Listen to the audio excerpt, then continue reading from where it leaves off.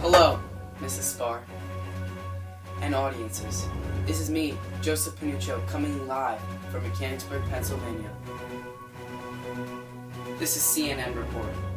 Thank you very much for tuning in. Stay tuned for a great episode. Okay, we're back.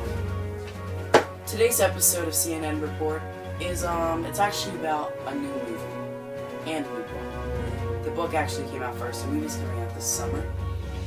This book is called Abraham Lincoln Vampire Hunter. It is an astonishing book, a great book, always keeping you on your toes. A little bit of horror here, a little bit of terror there, and still you get a little bit of a thrill. You get a thrill. It's a great movie. It's a great movie. I think it's a great movie. Okay, let's get started.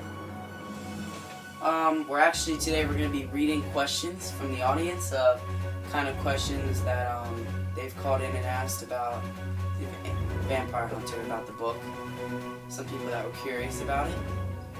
Right here we have from John from California. Why is it Abraham Lincoln and not someone else? Okay, I get it now. Abraham Lincoln. The reason they chose Abraham Lincoln of everyone else to play the main part is because he actually kind of fit into the part. I forget your name.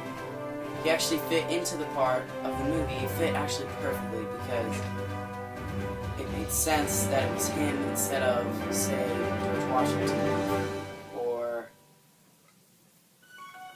Johnny Cash or Led Zeppelin or something like that, you know? Here's another question from Veronica from LA, California. Another California. She wants to know why Abraham Lincoln wanted to kill every vampire in America. He actually wanted to kill every vampire in America to avenge his mother, Veronica.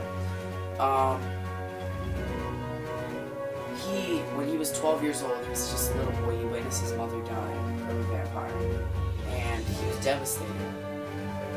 And he wanted to avenge his mother, and he wanted to set out to kill every vampire in America.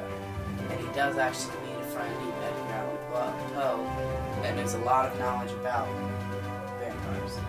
And you'd have to see the movie or read the book to really understand what happened and why he wants to avenge his mother, because it's just a terror. It's just horrendous. Thank you, Veronica. Okay, that's it for the questions today. But I would like to give you a quick summary of the book. This book was about a kid. Like I said, he was 12 years old, and he tries to avenge his mother because he saw his mother get killed by a vampire, so he wants to kill every vampire in America. He turned 16, he asks his friend Edgar Allan Poe, and he knows a lot of, he knows a lot of information. He knows a lot about vampires and how they are, and he helped Abraham actually because Abraham needed knowledge about them to kill them, such as weaknesses that aren't really real, weaknesses that he should use against them to kill them. And this was very key information because Abraham wouldn't have gotten as far as he did without it, because Edgar actually helped him a lot. So after he goes to set out to kill every vampire in America, I'm not going to spoil the rest, but he does fail. Actually, I did spoil the rest. I'm sorry, Mrs. Spark. But yes, he does fail and he dies. And it's actually a shame because I actually thought he was going to do it when I was midway through the book, but he didn't. I would recommend this book to you, Mrs. Barr, if you like a thriller or horror or kind of a scary book, but a good book just to keep you on your toes, you know? Or to you, the audience, Veronica, Jared, I think that's your name. I would recommend this to you if you like thrillers or horrors or something that will keep you on your toes, because it is a very high intensity It is a lot of high intensity. It's an intense book. It's always keeping you on your toes.